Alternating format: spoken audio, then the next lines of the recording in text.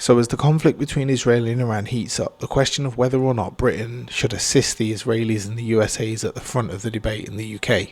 As you would expect, the hard right and Netanyahu lovers have been going around trying to manufacture consent. In the clip I'm about to play, the SNP's Stephen Flynn isn't having any of it and takes one of these ridiculous conservative journalists to school.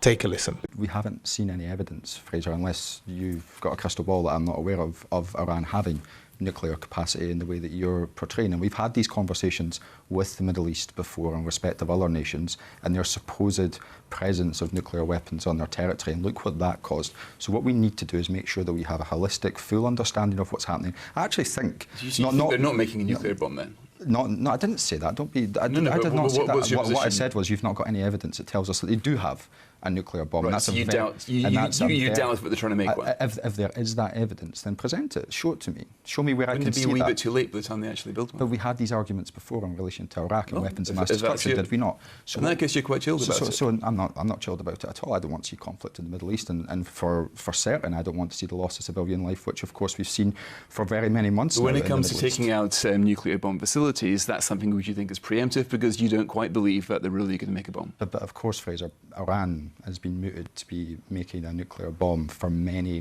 years now, decades. And it's getting quite close. That's the whole point of this conflict. So let's present that evidence and let's have a rounded argument in relation to that. But let's not rush into something when we can de-escalate and seek to make sure that the IEA is in there and the United States is able to get into a position where it can agree a position with Iran, which has been done in the past. So there you have it. And as I said, this is typical of what's going on in the UK at the moment. The right wing of politics is doing its best to manufacture consent by telling us that Iran are very close to nuclear weapons, or by telling us that they are a horrible regime anyway, so the world would be better off without them.